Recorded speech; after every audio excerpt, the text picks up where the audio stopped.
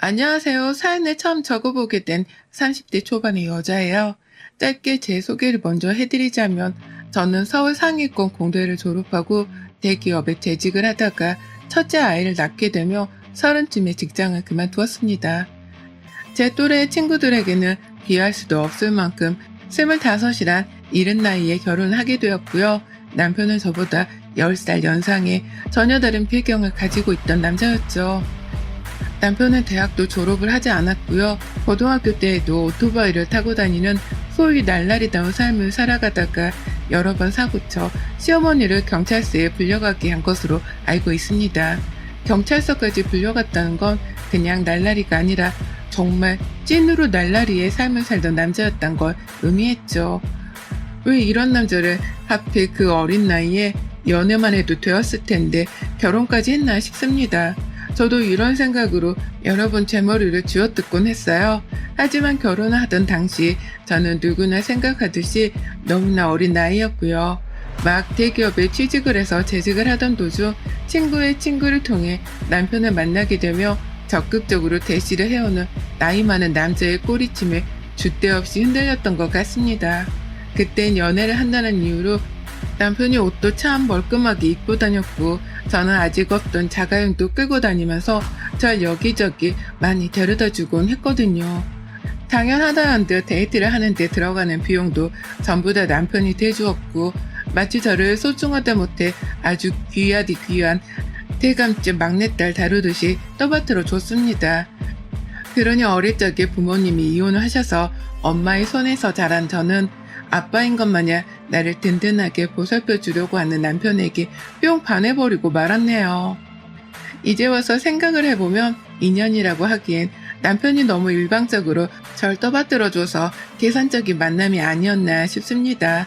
하지만 그땐 누가 이런 생각을 하겠냐고요. 내가 미치도록 좋단 남자가 결혼까지 하자고 하고 근사한 드레스를 입혀주고 평생 고생 안 하게 살게 해주겠다고 하며 옆에서 조절되는데 제가 순간의 달콤함에 뻔뻔 넘어갔던 것 같습니다. 그리고 그 결과는 여느 어른분들이 예상을 하셨듯이 흘러갔습니다. 결혼하고 나서부터는 잘 살아야 한다는 책임감이 저에게 더욱 막중하게 주어졌어요. 그전에는 단지 회사를 다니면서 받는 월급으로 저축도 하고 친정엄마한테 맛있는 것도 사드리면서 살면 그만이었는데요. 결혼을 하고 나서는 저에게 딸린 식구가 남편에 이어서 시어머니까지 생기더라고요. 아이를 가지기 훨씬 전부터 저는 이 두 사람까지 먹여 살리는 가장의 역할을 시작해야만 했답니다. 남편에 이어서 시어머니까지 말이죠. 결혼을 하면서 남편이 쭉 가계부를 자기가 책임지고 작성하겠다는 말을 자주 했어요. 저는 너무 어리고 돈을 모으는 법을 잘 모르니까 자신이 돈 관리를 하는 게 맞지 않겠냐고 말이죠. 그때 주식을 하고 싶다는 말도 했었던 걸로 기억이 납니다. 다만 저는 남편에게 월급을 맡길까 생각까진 했으나 주식 얘기를 꺼내는 순간 겁이 덜컥 났었어요. 저희 부모님이 주식 때문에 가정 파탄이 나고 이혼까지 하게 된 케이스였거든요. 주식에 잘못 손을 대는 순간 얼마나 많은 위험 부담이 있는지에 대해서 너무나도 잘 알고 있던 저였는지라 남편의 말에 홀릴 뻔하다가 겨우 정신을 차리고는 끝까지 월급은 제가 간수를 하겠다고 했습니다.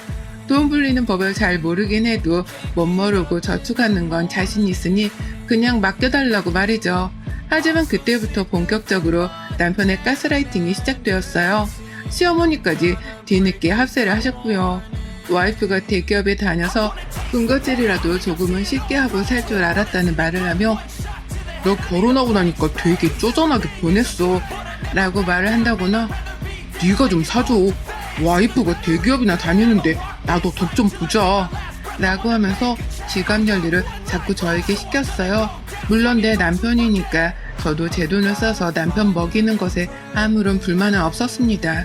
다만 결혼 전과는 태도가 너무 바뀌었고 결혼 후에 제 돈 쓰는 거 참 우습게 안다는 것이 문제였죠. 그러다 보니 뭘 해도 기분이 안 좋았어요. 뭘 해도 돈돈거리며 대개는 돈 얘기만 꺼내고 어디 돈 나갈 일이 있으면 당연하다는 듯이 시어머니까지 나서서는 저를 찾으시니 그쯤 되어 저도 깨우친 건 있죠. 이 사람들이 나를 돈줄 취급하는 게 분명하다는 걸 말입니다. 그걸 알면서도 이혼을 쉽사리 할 수가 없었어요. 이 사람들을 떠나야 한다는 생각 자체를 무섭다는 이유로 피하기에 급급했었죠. 이유는 하나, 엄마처럼 살기 싫어서였습니다. 평생을 이혼하고 혼자 힘들게 아이를 키우며 산 엄마였어요. 그런 엄마처럼 살기도 싫었고 제가 이혼을 한다고 할 경우 엄마가 받을 상처가 많이 걱정이 되었었죠. 그러다 보니 저는 직장을 다니면서 남편과 시어머니 뒷바라지 하는 걸 업으로 삼고 살았답니다. 중간에 몇 번 남편이 제 허락도 없이 자기 돈으로 주식에 손을 댔다가 빚을 내게 되며 제가 대신 갚아준 적도 있었고요. 금전적으로 서로 얽히게 되다 보니 이혼이라는 선택을 더욱 쉽게 할 수가 없게 되었죠. 차라리 직장에서 퇴근 없이 살았으면 좋겠다 싶은 생각이 들 정도로 집에 들어가는 게 참 힘들었습니다. 가면 시도 때도 없이 와서는 죽치고 있는 시어머니를 보는 것도 싫었고요. 제 팔자를 제가 꼰다고 하잖아요. 저도 딱 그런 케이스였습니다. 일찍 도망쳐서 독립부터 할 생각을 했었어야 했는데 어쩌다 보니 애도다가 꽉 붙들렸어요. 아이를 낳고 나서는 남편이 육아를 도와주지 않아 많이 힘들어했고요. 그러다 산후 우울증이 너무 심하게 와서 직장에서 일도 제대로 못하다 결국 잘리기 전에 제가 눈치껏 사표를 내버렸습니다. 잘 다니던 대기업을 저 스스로 수명을 깎아먹더니만 30에 직장을 그만둬버린 겁니다. 속상한 순간들, 그리고 저 스스로가 한심해 보이는 순간들도 많았지만 팔자 타령만 하고 있을 여유는 없었습니다. 애가 있으니 어떻게든 일을 또 해야 했어요.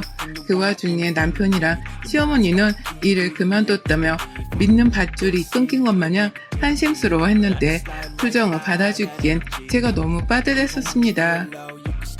돈도 벌어야 했고 얘도 키워야 했으니까요. 사실 친정엄마가 걱정하실 것이 싫어서 제가 더 악바리 같은 마음으로다가 살았어요.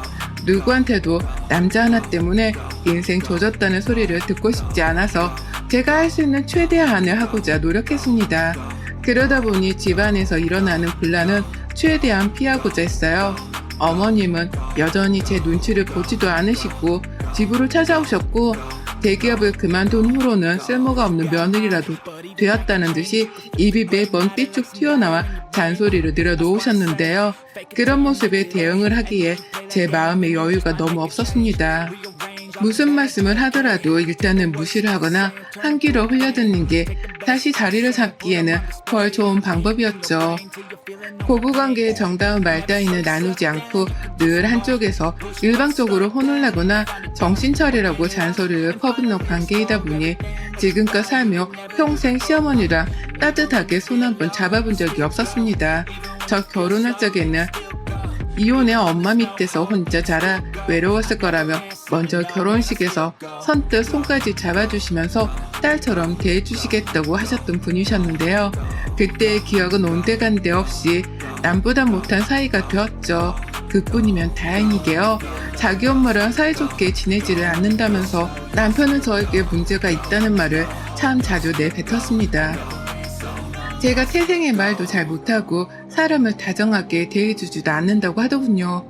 그도 모자라 이제는 제가 예뻐 보이지도 않는다는 말문 막힌 말도 해댔고요. 대기업 다닐 때는 다른 직원들처럼 저를 위해서 립스틱도 사줘볼 줄 알았고 손에 핸드크림도 화장실을 다녀오고 나자마자 수시로 발라대던 사람이었습니다. 단지 그런 것들을 지금은 잘 못할 뿐이었어요. 제가 전처럼 대기업을 다니고 있는 것도 아니었고 저 혼자 챙기고 사는 싱글도 아니었으니까요. 그런 와중에 집에서 스트레스도 이렇게나 받는데 제 얼굴에 분칠할 여력이 있겠냐 말입니다. 그런데 이 점을 걸고 넘어지는 남편이 너무 미웠어요. 하지만 이런 남편보다도 저를 더 짐 빠지게 만드는 건 시어머니셨죠. 잔소리를 하도 듣고 살다 보니까 어머니의 말씀 한마디 한마디가 저에게는 모두 다 질릴 정도로 듣기 싫은 막말이 되어가기 시작했는데요. 이 단계가 점점 더 심해지다 보니까 이제는 집에 들어갈 때 집 앞에서부터 시어머니의 목소리가 이명으로 들리기까지 시작했어요. 밖에서 일을 하다가도 어머님이 뒤에서 야! 라고 부르는 소리가 들리는 듯 했고 그냥 멀쩡하고 낯선 길을 걷고 있을 뿐인데 너! 야! 라는 호통 소리가 저만치 앞에서 들려오곤 했답니다. 순간 흠칫하면서 뒤돌아 시어머니를 찾아보렸던 게 한두 번이 아니었고요. 내가 언제까지 이러고 살아야 하는 건가 싶어서 슬슬 뒷목도 땡기고 혈압도 올라갈 때쯤 친정엄마한테서 정말 뼈 때리는 말을 전해 들었습니다. 저희 친정엄마가 혼자 사는 것에 익숙해서는 지금도 환갑이 다 되어 가시는데 밖에서 일을 하고 계시거든요. 어쩔 땐 저희의 용돈을 준다며 저보다 하루 종일 더 오랜 시간을 일만 하실 적도 많으셨어요. 그래서 만난다는 게 정말 쉽지가 않았는데 먼저 연락이 오셔서는 딸이 보고 싶다고 하는 거예요. 그 말을 들으니 제가 눈물이 왈칵 나오려고 하면서 당장 시간을 내서라도 엄마를 찾아갔죠. 시어머니께 잠시 아이를 봐달라고 했는데 어디 놀러가는 줄로 아셨는지 당장 칼같이 거절을 하시길래 아이까지 업고 말이죠. 안 그러던 분이셨는데 갑자기 보고 싶다고 하는 거 보니 혹여나 무슨 일이라도 있으셔서 일어나 싶어 내심 엄마 걱정도 하면서 후딱 친정에 갔습니다. 그런데 엄마는 저를 보자마자 제가 먼저 눈물을 흘리기도 전에 본인의 눈물을 쏟아내셨습니다. 제 꼬라지가 왜 이렇게 되었냐고 하면서 제 늘어난 옷을 붙잡으며 안타깝다 눈물을 흘리는 겁니다. 젊은 애가 40 넘은 아줌마라도 된다는 듯이 벌써부터 해진 옷을 입고 다닌다고 하면서 말까지 더듬는데 너무 쪽이 팔리고 또 죄송스럽고 복잡스런 마음이 들어 말도 안 나오더라고요. 불효를 크게 한 것 같아서 죄책감도 느껴졌습니다. 나름 엄마를 만나면서 신경 쓰고 나온 건데 이 꼴이 엄마의 울음까지 터뜨릴 일이었나 싶어 한참 동안 엄마를 붙들고 달래며 저도 울었습니다. 그때부턴 제가 좀 달라졌던 것 같아요. 엄마를 보고 집에 들어가는데 저를 보고 어디 갔다 왔냐고 위아래로 훑는 시어머니의 눈빛을 보는 순간 무시를 하자는 생각보단 되들어보자는 충동이 확 들었죠. 나를 이렇게 만든 게 나의 잘못도 크지만 저 사람들의 잘못도 있다는 생각에 남편과 시어머니를 보는 시선이 조금은 더 공격적으로 변했습니다. 그러다 립스틱 하나가 싸움의 발단이 되었죠. 너무 일찍 결혼하고 회사 생활에 치이다가 잘리기 전 자진 사표를 내고 애까지 키우다 보니 제 성격이 멀쩡할 리는 없었습니다. 옆에 친구라고 둘 수 있는 사람 하나조차 제대로 없었어요. 술을 잘 못 마시고 커피를 좋아하던 저였는데 예쁜 카페를 같이 갈 수 있는 지인이 없었으니 말 다 했죠. 혼자서 집은 너무 나가고 싶은데 같이 나가줄 사람이 없으니 외로움을 타던 중 왜 멀리서 사람을 찾나 싶었습니다. 바로 친정엄마한테 연락을 해서 카페를 가자며 약속을 잡았죠. 그렇게 엄마랑 같이 만날 작정으로 남편한테는 정말 매달리다시피 아이를 겨우 맡겨놓고 가기로 약속을 받았어요. 쉬는 날인데 자기도 그냥 잠만 자고 싶다면서 한사코 나가지 말라 붙잡더라고요. 그러니 저는 영원히 빠진 채로 남편을 일방적으로 무시했고 아예 옷까지 챙겨 입고는 나갈 준비를 막 마치자 어쩔 수 없다고 체념을 했는지 아이는 자기가 봐주겠다고 결국에야 답을 줬답니다. 그리고 저는 마지막으로 하나 있던 립밤 비슷한 연한 핑크색 립스틱을 바르고는 현관으로 나갔죠. 그런데 그때 뒤에서 시어머니가 절 너무 큰 소리로 불러댄 바람에 간이 나가 떨어질 뻔했습니다. 잠깐만! 라고 하면서 저를 부르더라고요. 누가 보면 마치 합가라도 해서 같이 사는 사람인 것 마냥 시어머니는 어느새 부부가 둘 다 쉬는 날이던 주말에 아침부터 저희 집을 찾아와 거실 한복판에서 TV를 보며 자리를 굳히고 앉아있다가 나가는 저를 부르는 것이었어요. 홧김에 그냥 무시를 하고 가던 길을 갈까도 싶었습니다. 마저 신발을 신고 그냥 이 문만 확 열어버리면 집 밖을 나가는 것이었지만 어머님은 제가 그럴 것이라고 예상이라도 한 것 마냥 제 이름을 재차 다급하게 부르시더라고요. 너 내가 부르잖아. 잠깐 거기 서. 라고 하면서 오두방정을 떨더니 급기야 소파에서 일어나 제가 서 있는 현관까지 헐레벌떡 걸어오더라고요. 할 말이 많다는 듯이 침까지 요란스레 삼키시면서 말이죠. 그러니 저도 어쩌겠어요. 저랑 굳이 얘기를 하겠다며 현관까지 나온 시어머니와 눈까지 마주쳤는데 무시를 할 요량은 없었습니다. 일단 무슨 얘기를 하는지 드러나보자 하는 마음으로 시큰둥한 표정을 지은 채 물었죠. 저 지금 빨리 나가야 하니까 말씀하세요 라고 말해서 그러자 어머님은 무슨 말을 할지 한참을 고민하는가 싶더니 갑자기 제 입술을 문자 삼더라고요. 제 입술을 향해 손가락질까지 하면서 말입니다. 너 이게 뭐야? 지금 어딜 가는 건데 해까지 두고서? 라고 하면서 제 입술을 향해 놀란 속마음을 훤히 들여다보이며 물으셨어요. 자꾸 입술을 쳐다보며 눈을 껌뻑껌뻑 거리길래 저는 처음에 뭐 때문에 화가 난 줄을 모르고 그저 외출하는 게 마음에 안 들어 시비를 거는 줄 알았습니다. 그런데 그 다음 말에 황당해 말을 이을 수 없었죠. 내 말을 못 알아듣냐? 내가 지금 이거 가지고 말하고 있잖아. 라는 말을 하면서 제 입술 코앞으로 다가와 너 입술이 왜 이렇게 반짝거리냐고? 술집 여자냐? 어디 가는 건데? 라고 소리를 빽 지르셨습니다. 방금 전까지는 비교적 순조롭게 흘러가는 중이던 아침이었어요. 남편도 싫어하긴 했으나 결국 애를 봐주기로 했고 저도 오랜만에 나갈 치장을 마치고는 정말 홀가분하게 집을 나설 참이었습니다. 그런데 어머님이 오셔서는 어딜 가냐고 공격적으로 물어보는 것으로도 모자라 급기야 제 입술이 반짝인다는 말도 안 되는 소리로 절 붙잡더라고요. 빨간 립스틱도 아니었고 그렇다고 반짝거림이 유별난 립스틱도 아니었습니다. 오히려 열어봤을 때 이게 도대체 무슨 색을 낼까 싶을 정도로 색이 없는 평범한 립스틱이었고요. 제 얼굴이 그것마저도 바르지 않으면 너무 볼품이 없어 보이는 것 같아서 기분 내가며 바른 것이었어요. 그런데도 시어머니는 그걸 가지고 반짝거린다고 급기야 며느리를 두고 술집 여자냐고 물어보는 겁니다.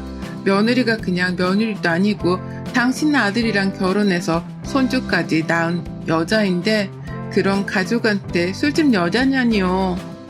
할 말이 있고 못할 말이 있는데 이 정도의 분간도 못하고 말을 내뱉는다는 게 도대체 상식적인 거냐고요. 정말 그 말을 듣는데 아무리 이해하고 넘겨보려 해도 억울하고 분한 마음을 숨기기가 힘들더라고요.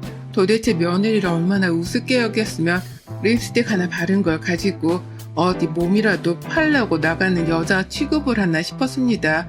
내가 얼마나 더 집안에 갇혀 살기를 원하면 외출 한번 오랜만에 하는 걸 가지고서 저 따위로 말씀을 하나 싶었죠. 그래서 이번엔 길게 참아보려고 노력조차 하지 않았어요. 더 참았다간 속에서 천불이 날 것 같은데 내가 왜 참아야 하나 싶었던 거죠. 그래서 저도 눈을 부릅뜨고 대들었습니다. 술집 여자라 한 말을 취소하라면서 제가 방금 잘못 들었죠? 술집 여자요? 어머님 아들이 술집 여자랑 결혼했으면 좋으셨겠어요? 노망난 것도 아니고 말이야. 나이도 먹을 대로 먹으신 분이 며느리한테 술집 여자라니요. 라면서 나가다 말고 집안에 들어와서는 눈을 부릅뜨고 말 똑바로 다시 하라며 어머님을 내려다보니 시어머니가 이번에 이렇게 말을 하는 거예요. 너 바람 났냐? 라고 말입니다. 저보고 바람이 났냐는 거예요. 다른 남자를 만나냐고 말이죠. 이렇게까지 소란을 피우니 방 안에 있던 남편도 뭔 일 때문에 또 싸우냐면서 밖으로 나왔고 저는 남편까지 보이는 마당에 이러다 싸움이 또 커지겠구나 싶어 그냥 집을 나서고자 했습니다. 됐다 말을 말자 말어 라고 하면서 혼자 마저 집을 나서겠다고 신발을 신으려 뒤돌아서는데 정말 헐리우드인 줄 알았습니다. 막장 드라마 속에 들어간 줄 알았달까요? 뒤에서 시어머니가 가지 말라고 제 머리채를 잡는 바람에 저는 신발장으로 걸어가다 말고 뒤로 몸이 젖혀져 하마터면 뒤로 넘어질 뻔했습니다. 그걸 의외로 저희 남편이 넘어져! 라고 하면서 용케 절 붙잡아준 덕분에 제가 넘어지는 걸 막아줬고요.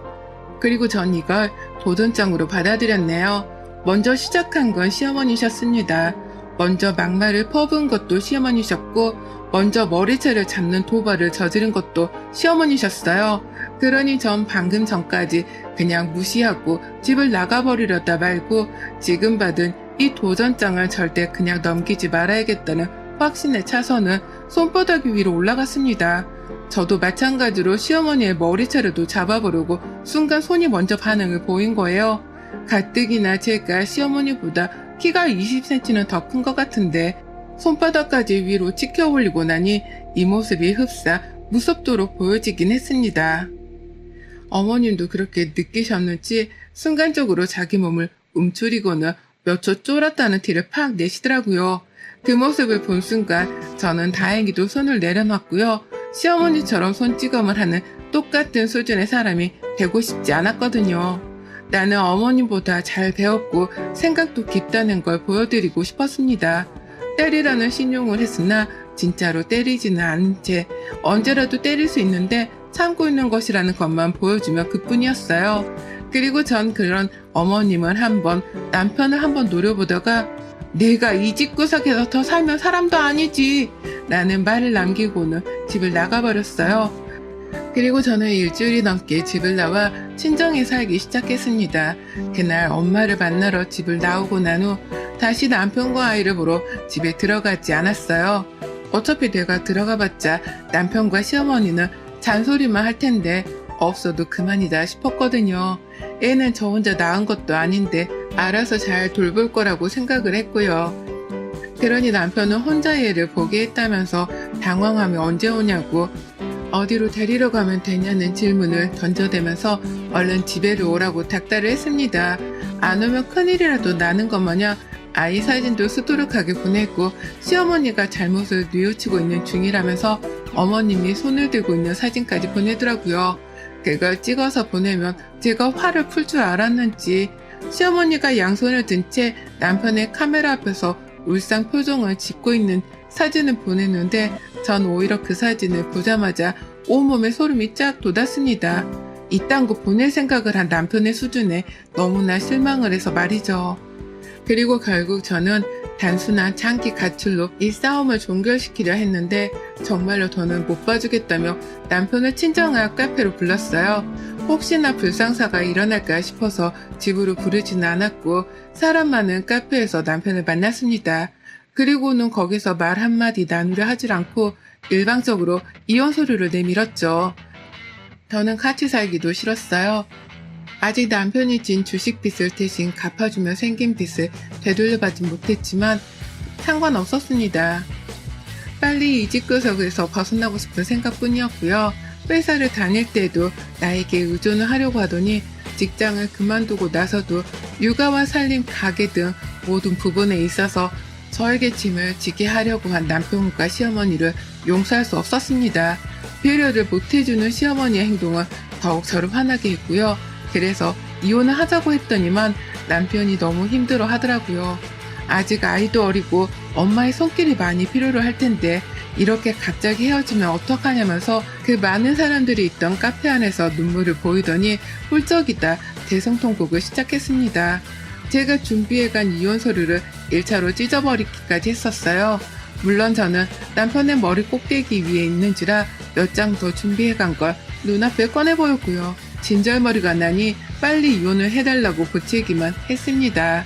그 와중에 시어머니가 대화를 잘 해나가고 있는지 확인 전화를 하겠다며 전화까지 해오는데 변한 게 없다며 고개를 절레거리며 흔드니 남편은 제가 시어머니 때문에 이혼을 하려는 걸 눈치챈 건지 바로 전화기 전화를 꺼버리더라고요.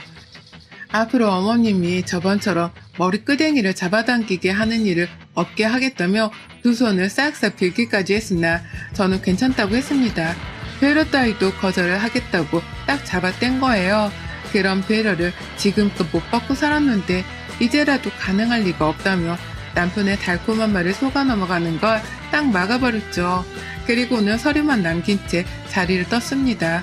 이대로 별거만 해도 상관없었어요. 당장 말도 나누기 싫었고 보고 싶지도 않았거든요.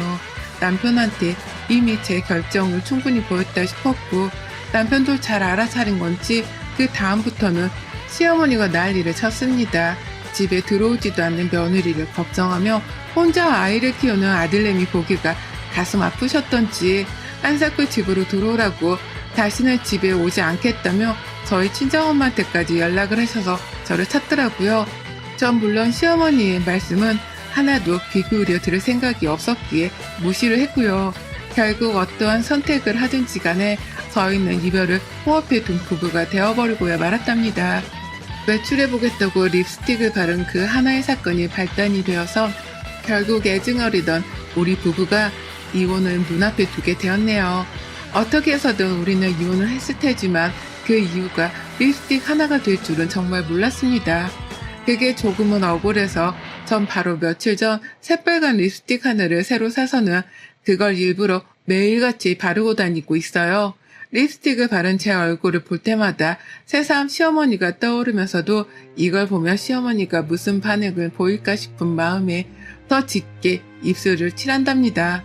언젠가 마주치면 어머님이 기함을 치도록 이 사연을 마무리 짓고 나서도 입술 한 번을 더 짙게 칠해봐야겠어요.